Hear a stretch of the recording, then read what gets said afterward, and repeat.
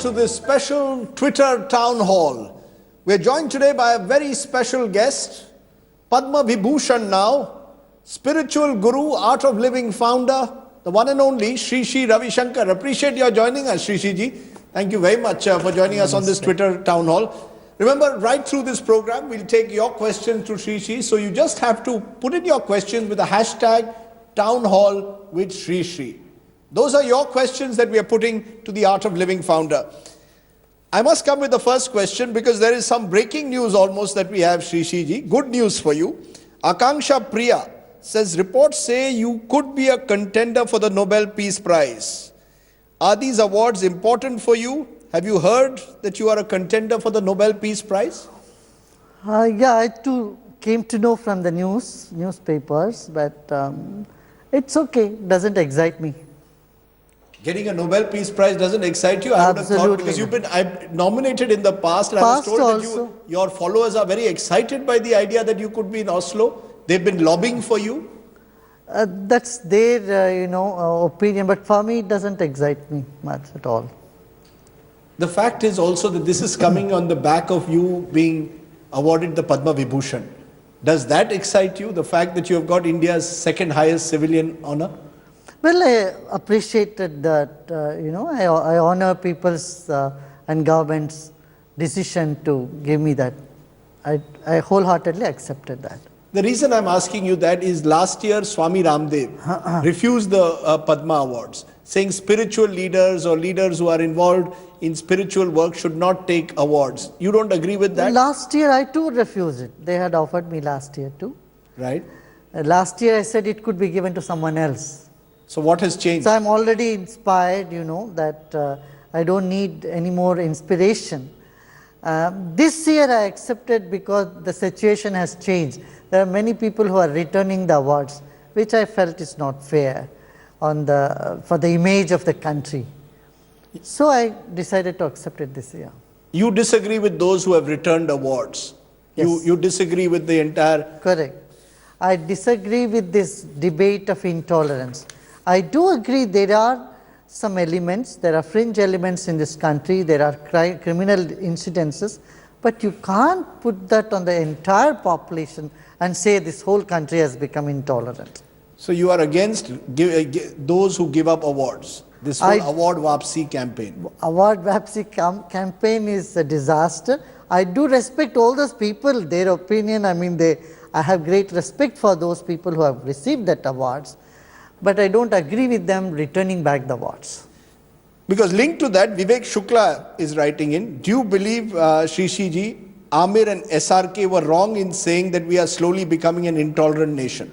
They themselves have accepted it. What is there for me to say about it? But you said just now something, that you believe that there may be fringe elements. You believe that it is wrong to label an entire country as intolerant. That's your view. Correct. Where do you stand then on this ban on beef and these issues which have led to people believing that there is a growing intolerance? Only a day ago, Shah Rukh Khan's picture shooting in Bhuj was attacked by some VHP activists because they didn't want the shooting to go ahead.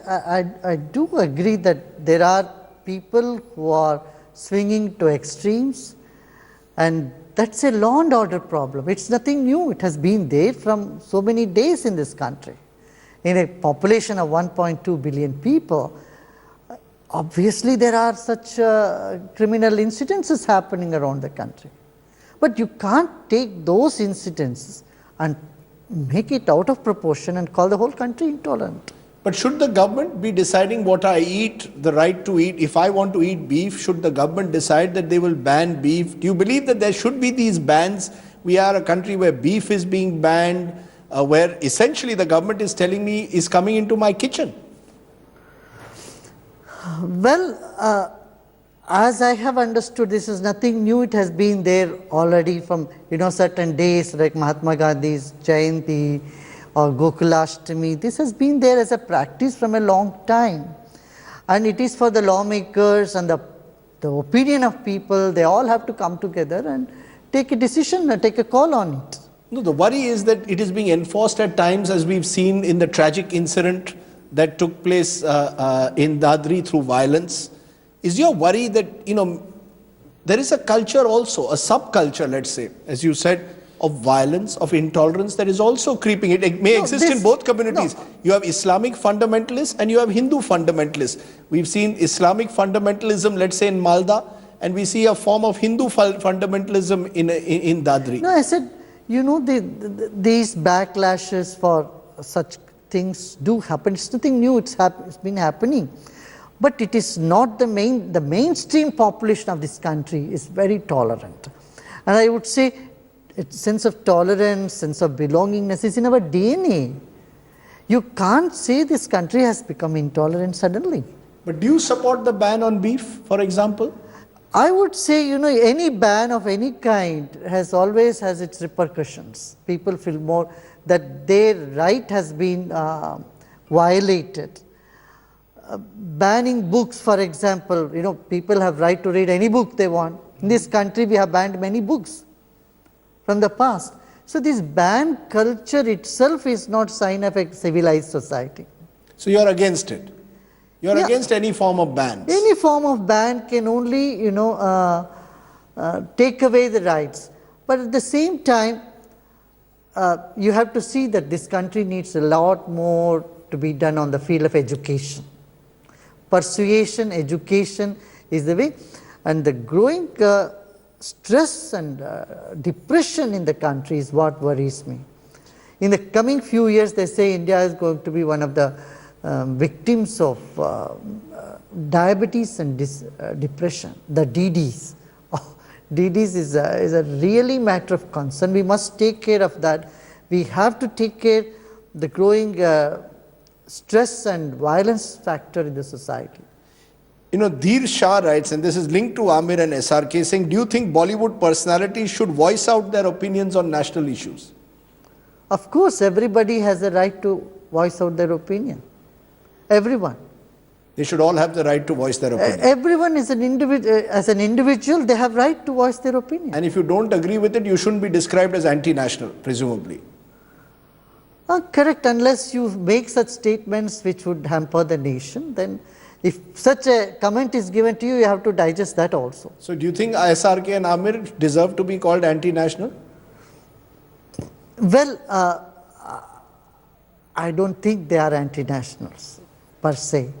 They can't be, they cannot afford to do that because the whole nation loves them. A lot of people like their movies, and their opinions we may not agree with. Not everybody may agree with their opinions. Neeraj Sham writes in, while you support decriminalization of homosexuality, Baba Ramdev feels it is unnatural. Your take, do you believe, because this is again linked to the whole notion of freedom of and individual rights that you are speaking on. Do you believe that the time has come to decriminalize homosexuality? Absolutely. Otherwise, these laws are made some whatever in the colonial era. We cannot hold on to this. Today, world is moving ahead. You should open your eyes and see what's happening in the world when it's being legalized everywhere else in the world. Why do we have to hang on to a law which is obsolete? So you're saying that the time has come because there are religious leaders. On my program, it was religious leaders, both Hindu and Muslim, who are opposing the decriminalization of homosexuality and saying that it is religiously sanctioned that homosexuality should be treated as a criminal, unnatural act. Well, as I said, we need to see whether it is religion or philosophy from a scientific temper.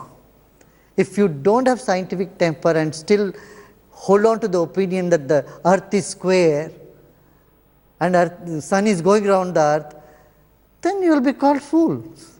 So the world has changed. You believe that the world has changed, and in today's world you cannot go back and say 1,000 years ago someone said that homosexuality is unnatural and therefore you hold the view in 2016. Yeah, absolutely, absolutely. Today gender equality and sexual rights of individuals, these all are personal rules and personal laws, and this has to be followed. It's interesting you're saying this because there's another political question in that sense, and these are all political issues. Aslam writes in to me saying, Shrishiji, you are an advocate also of Hindu-Muslim unity, and yet you have been seen on platforms like the Dharma Sansad with the VHP, and you advocate a Ram Mandir in Ayodhya. How do you explain yourself? See, I don't cut off myself with anybody. I reach out to everyone. I have even reached out to ISS.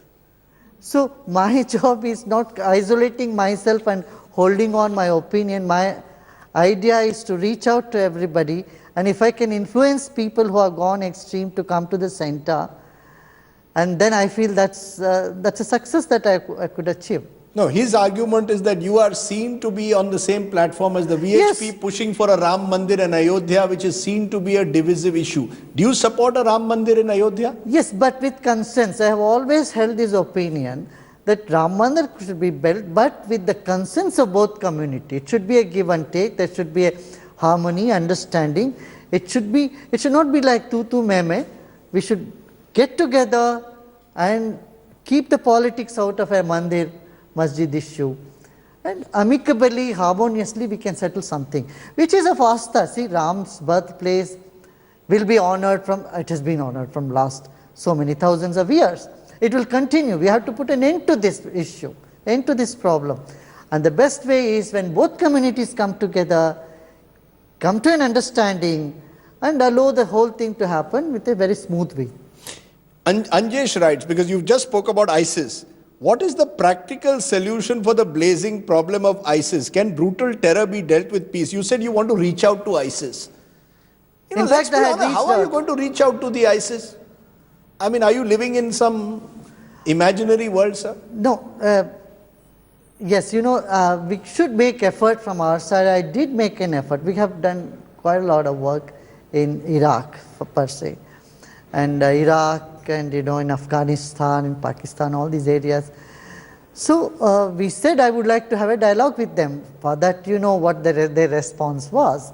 So if it cannot happen just with dialogue, they have to be put in the prison, then we can have a dialogue. But do you really believe terror can be sort of combated with this peace dialogue? You've even spoken about reaching out to Pakistan.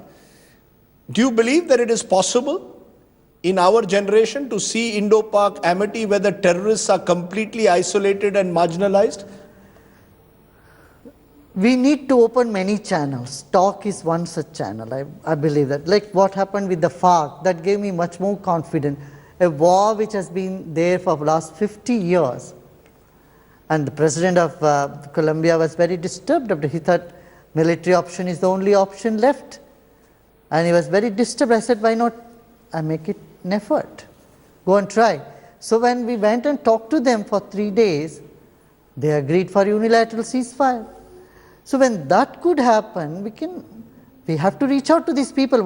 Hey man, what is the problem? What do you want? What is your issue?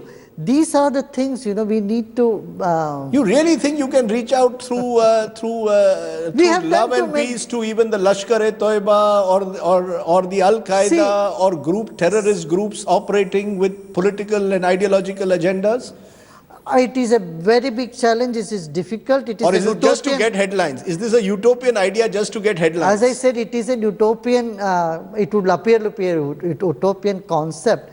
But I still believe that we should make an effort in reaching out to, because what I have seen in the prisons, many of these terrorists who were in prisons, when we talk to them, after all, they're human beings. There is a change of heart, there is a change of mind. And I strongly believe that change of heart and mind is possible. We always believed in this country, Sam, Dan, Ved, Dand. Yeah. Dand is essential, that is the last one. But before that, we should make an effort with Sam, Dan also. Okay. Sam Dam, which is of course another expert, but Sam is what is critical. There's another interesting question that Dheeraj puts in. He quotes a tweet of yours where you said, I am sure with Narendra Modi coming to power, the rupee will go below 40. Now the rupee is almost 70.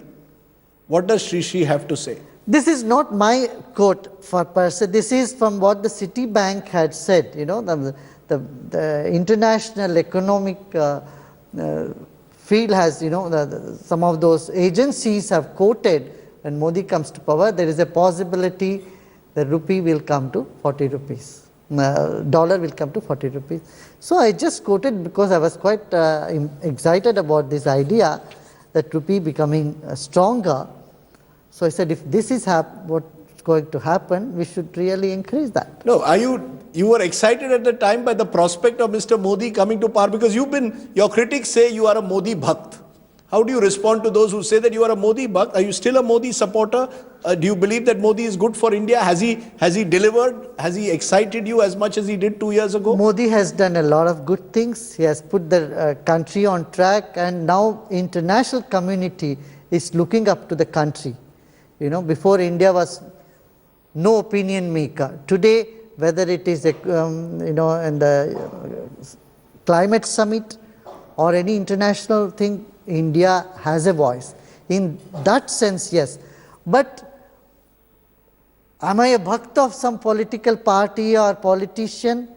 Certainly not. Because there will be those who will say that you are getting the Padma Vibhushan because you are close to the Modi government. No, I don't think so. I think this is a very small, prejudiced and narrow-minded vision of looking at it. See, we have been working here for 35 years on all this field with World Culture Festival, and there is a lot to be done in this country. I wouldn't say that everything is so rosy today. There are certain disappointments, but people expect things to happen overnight, and 2 years many things have not happened, and we hope many more things will happen. Still there is time. But as I say, prejudice is something that is eating up in our country. As spiritual leaders, as journalists, as bureaucrats, we cannot afford to be partisan. We need to be completely neutral, and we have maintained that all these years. You're saying that, but Nikhil Gupta puts an interesting question. He says, first supporting and then leaving Anna Hazare. Was that a political decision? That you were part of India against corruption? Correct. And then you left it. And the feeling is you left it once Arvind Kejriwal and Anna Hazare you found were not necessarily aligned to the BJP. Is that true? No, that's not the case. When Anna himself distanced from that, because we were not for a political party to be formed. Our main thing was a social movement. That was our main agenda, and it was India against corruption, and non-political movement is what we envisaged. But when a political party was to be formed from that, we said it is their wish, but we have not gone back on the agenda of corruption. We are still talking about it, we are still raising our voice. Wherever there is corruption, our volunteers, we all stand up there against corruption. So you believe in a non-political platform. Art of Living doesn't align itself to the BJP or the Congress? No. Because there was a feeling that the volunteers for India against corruption, a number of them came from Art of Living. You gave the momentum to take on the UPA government at the time, and therefore took on the Congress-led government. Are you aligned to the BJP and more specifically to Narendra Modi? Absolutely not. We are non-political, and we have remained like that, and on different issues we will definitely raise our voice. Praveen Singh writes, and this is linked to what I raised about the Ram Mandir, can't we have all religious leaders come together and solve the Babri issue? Definitely it's possible. So you don't treat, you have spoken in the past about Kashmir. You're speaking today about Babri Masjid. You speak on... I've spoken about Babri Masjid long time I know. ago. So I'm saying that you do speak on political issues. So how can you say you are non-political? See, any of these things which concern people, we have to speak. You cannot say this is political issue. I don't treat any aspect of the society as untouchable thing. It doesn't, in a sense, draw you towards politics when you're seen sitting on a Dharma Sansad with VHP leaders? It's the other way around, Politicians take up the issue which is burning in the society. So you are looking at it from a society point of view, you're claiming. Apurva Pathak writes, and this is your big thing that you're about to set out next month, the World Culture Festival that you're bringing out. What is the inspiration for the World Culture Festival? How do you manage such huge events? We are used to doing such big events now. We did, 5 years ago, we had taken over this stadium in Olympic Stadium in Germany, largest stadium, yes. And we conducted the World Culture Festival there. That was around your birthday celebrations or around the Art of Living's foundation 30th anniversary. 30th anniversary. I'm just wondering whether you've become a big event manager. There will be those who will say, more than a spiritual guru, you are like Narendra Modi ji is also often said, great event manager. Who organizes these big events? Not event manager, event creator. Event creator. But, there will be, and there is Ajit Jha, who in a sense reflects some of the skepticism that comes in. Spiritual gurus are running multi-million-dollar business empires. Can spirituality and business coexist? Is Art of Living also a business empire which runs these big events or creates big events? See, for a picture to be there, you need a frame. And we see life as a holistic, everything is involved in it. So, for a picture to hold, you need a frame. And that much is essential everywhere. But is it a business? I mean, the World Culture Festival, there's going to be big ticket advertising. You're going to have business leaders, politicians, all coming on one stage. Yeah. Is that to promote Art of Living brand, or is it, what is the business brand called Art of Living? See, Art of Living has been established long time ago from in 155 countries, and occasions of celebrations, it's not for branding. Branding is already there. Yes. We don't need to do an event to promote a brand or create a brand. So why have these big events from time to time? What is the? Why should we not have events? Our main motto of our organization is celebrating life. Why should we not celebrate? Should the same amount? This is like asking, why do you celebrate Diwali, or why do you celebrate any celebration for that matter? Forgive me if I sound like a skeptic, but there is the missionaries of charity, and there's the work that the Mother Teresas of the world have done, who worked among the poorest of the poor. And you are often seen surrounded by the rich, the powerful, the influential. I think you have not done your homework, enough homework. Yes. We have 50,000 children, poor children whom we are caring. We have 423 schools that we are running. We are in rural area in a very big way. We have rejuvenated 16 rivers and catered to so many villages. We never see that image of Shri and Art of Living. We You tend have to not gone into we the tend to see you website. surrounded by rich and powerful always. Absolutely not. Rich and powerful people are not in millions in this country. That you must understand. If there are rich and powerful, we can fit our whole celebration in a 5-star hotel, Right. in a ballroom. Why we need to take a big field?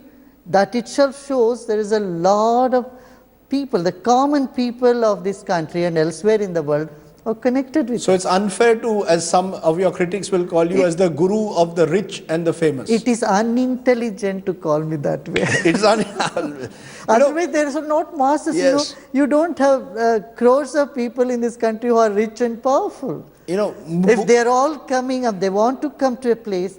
See, we had 10 years ago, we had a celebration like this in Bangalore, and we had 25 lakh people coming. And poorest of the poor people come and participate. So this is a celebration of the masses. And that's why we need to have an arrangement that big to accommodate all the masses.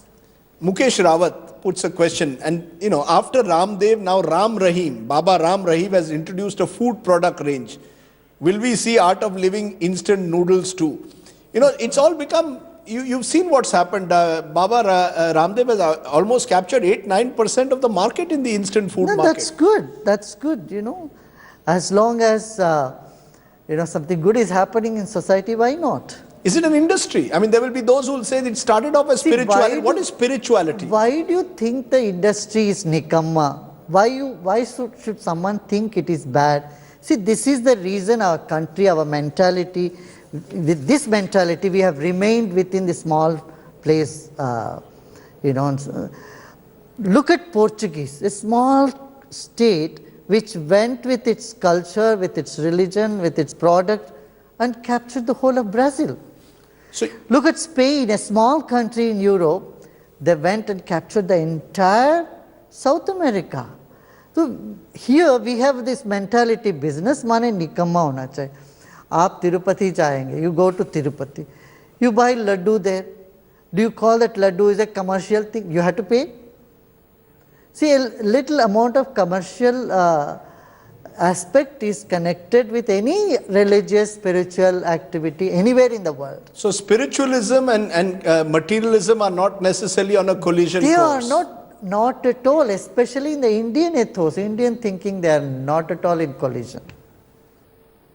I have another question which has been put. It is wrong understanding and prejudice in the minds of people that these two things are so No, far apart. is it prejudice because people will see your large, the large estate that Art of Living has near Bangalore, they will see all the various large properties you yeah. own, and then they will say, is this a business brand or is it about selling spiritualism as an industry? I think that's what they're asking. No, see, you see the thousands of people, all the farmers, so many people come from all over the world, and you need to cater them. We, in our ashram, we are cooking food every day for 25,000 people.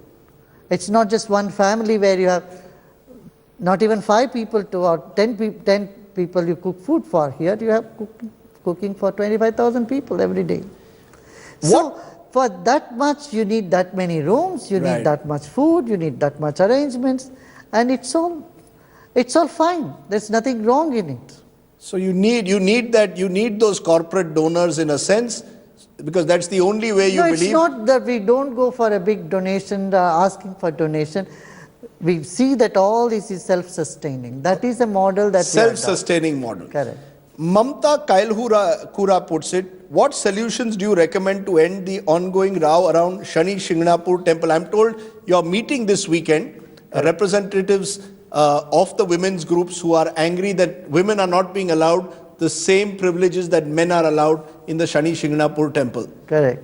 And you support what the women, you believe that there should be gender equality in all our temples, all our mosques, all places of worship, dargahs, everywhere. Everywhere.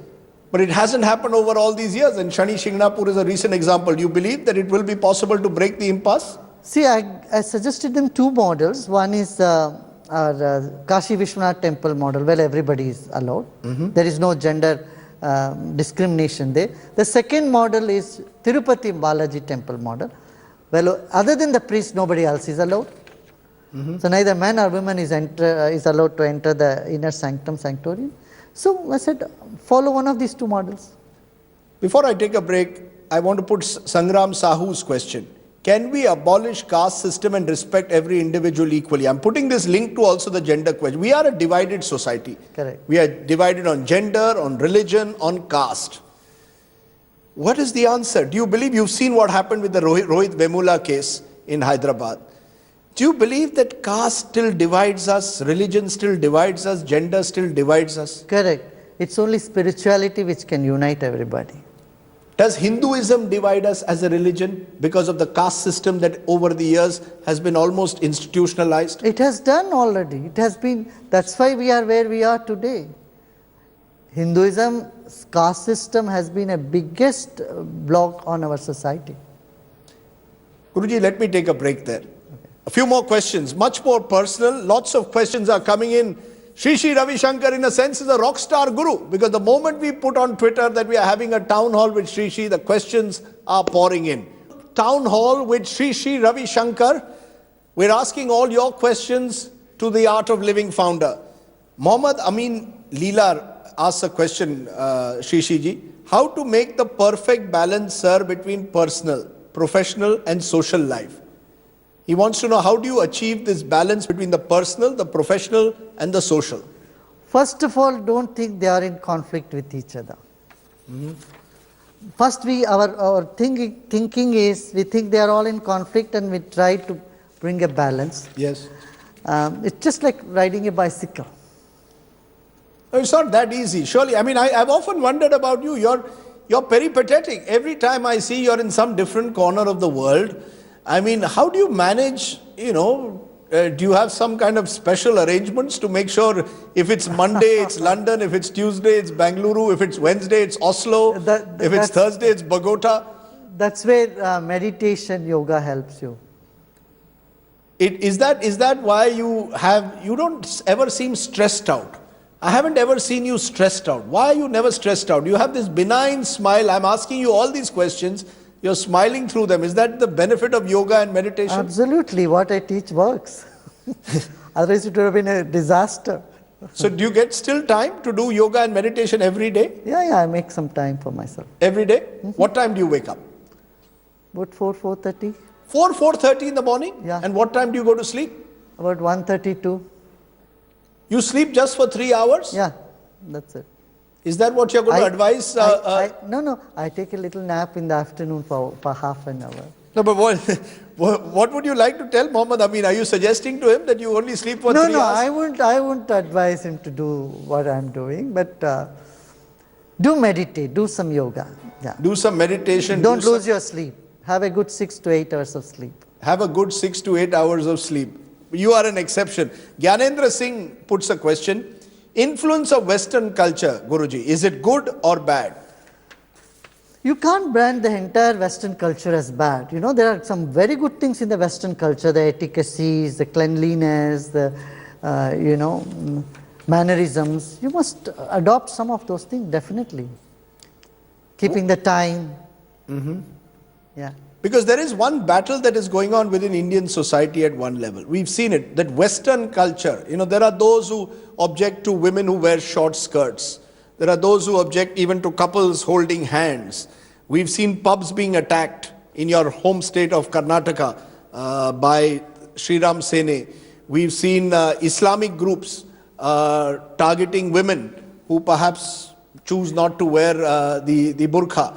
What would you like to tell those who target women who wear dresses and do not necessarily conform to what is seen as traditional conservative dresses? As I said, we need to do a lot in the field of education.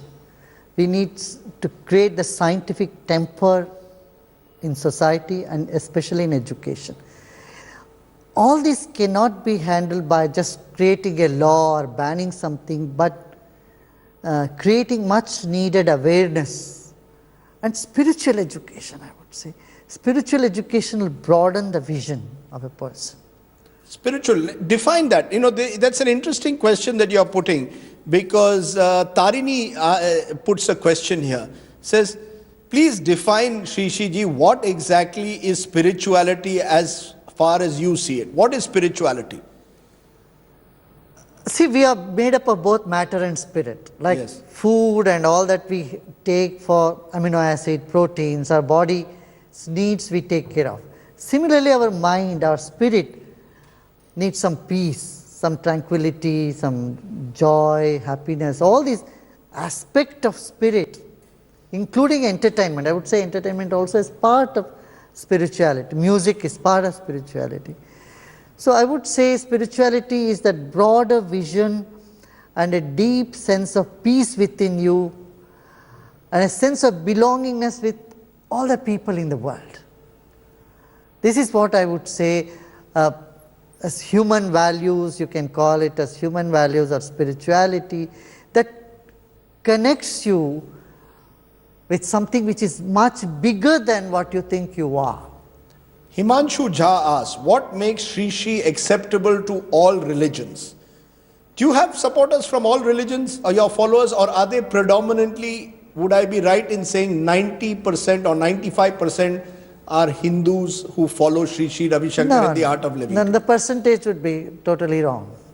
There are people everywhere, from Mongolia to Argentina. There are people, actually I don't create a followers per se. I just give some knowledge, some philosophy which would help people to get rid of their stress and find themselves, who they are, finding out who they are.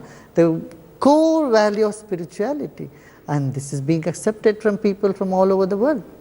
I'm just wondering, because over the years there have always been, since time immemorial, there have been people who have come and claimed to, in a way, transmit spirituality or communicate spirituality. Some of them over the years have then been described as frauds. And you've had your critics also who say Shri is a fraud. You know that. There are those who remain critics that that Shri is not really what he is seen to be. How do you respond to the negativism that sometimes creeps in over you? So I welcome them. We should welcome the negative people who कहते हैं ना निंदक नीरे रखिए. I just welcome them.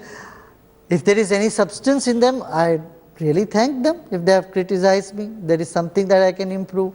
But if they are doing out of prejudice, I feel sorry for them. Yeah, because Surya Gopal writes, I get a sense, Shri, that you are actually a political guru with political ambitions. someone who knows me will never say this. From a distance, things appear very different. Let them come and interact with me, know me, and then they tell me, I wholeheartedly accept their criticism. Can anyone walk into your Art of Living ashram Absolutely. anywhere, or do they need to have someone who knows you or someone who's close to you? Are you also, in a sense, your own high command? Like the politicians have their high command, are you also the high command? You also have a high command culture? No, we cannot do that. I meet thousands of people every day, and there are times, evening darshan times, anyone can walk in. They don't necessarily have done Art of Living course or anything. People come and... do the wealthy get preference over the poor? No, everyone can come. You're giving me that assurance that even the poorest of the poor will get the same access to you that someone who has wealth will get. Absolutely. You should come and see in our ashram evenings. There is a time I have kept, 4 to 5, 5:30, sometimes it goes up to 6 o'clock. Anyone can come. It's open to all. And they all have to sit in the same place. So the World Culture Festival, for example, next month will be open to anyone. It will be an open congregation. It's a free program for everyone to come and participate. It's a free program for everyone to come and participate. But you're getting a lot of big people to come there and speak. Prime ministers, I believe Narendra Modi ji is coming, others are coming. So is it a show of different is it a show of strength? Is it a show of strength? Is this Sri Ravi Shankar showing that I am, in a sense, a power center? Listen, I am a power center that I know long time ago. My power is very different. It comes from above. And I don't need to show my power by collecting a few politicians here and there. My power is within me. And it is universal power. An extra constitutional power, a spiritual power. Absolutely. See, I am a dreamer, remember. To make what people consider impossible, and I would like to take those challenges to make it possible. And it's become my habit. I want to ask you this, and this is a personal question. When you're... So, what is the point of showing power? I'm not that ignorant to collect people to show my power to others. I must ask you this. What is your hobby? Do you have hobbies? This is my personal question. Does Sri Ravi Shankar have any hobby that the world should know of and doesn't know of? My hobby is take up challenges people said, when I first called for dances, Bharatanatyam dance, they said not more than 10, 15, 20 people can dance. I said, no, I want 1,000 people to dance. They were all shocked. Same with sitar, I want 1,000 sitarists to be on one stage and play. So I have a habit of what people consider impossible, take those challenges and make it possible. That's my hobby. That's your hobby. It's almost, you're sounding entrepreneurial. You're like unrealistic. An entrepreneur. Unrealistic. You're an unrealistic dreamer. Absolutely. Others would say you've got the passion of an entrepreneur. Absolutely. I said I will go to Pakistan, and I went to Pakistan. We have 10,000 people there in Pakistan practicing yoga meditation. My final question is an interesting one from Nima Kamdar. And this is interesting because it's a Twitter town hall. How can one turn negative-minded people to believe in goodness? Because Twitter seems to be full of negativity. I personally get a lot of abuse, a lot of hate. How does one respond? How do I transform that person who is, in a sense, targeting me into an epitome of goodness? Listen, let them vent their negativity. As they can only share what they have. You can only be compassionate towards them. If they are hurling abuse, that's what they have received in their life. And that's what they are filled with. Let them, it's like a catharsis for them. Let them vent it out. Why do we bother? Ignore them. Why do we bother about it? Don't respond to them. No, respond to them. But respond to them You respond to your nature. You don't need to be abusive because they are abusive. I must ask you, you said you like to take up all kinds of challenges. That's your hobby. What is your next big target? Well, I would disclose it at the time when I take it up. You can give us a peek. What is it? Right now, we're all focused on the Nobel Peace Prize. What is the next big target? This is not a challenge at all. Right now, we are focused in this World Culture Festival, where we're putting together 33,000 artists. It's not easy to put artists in one stage.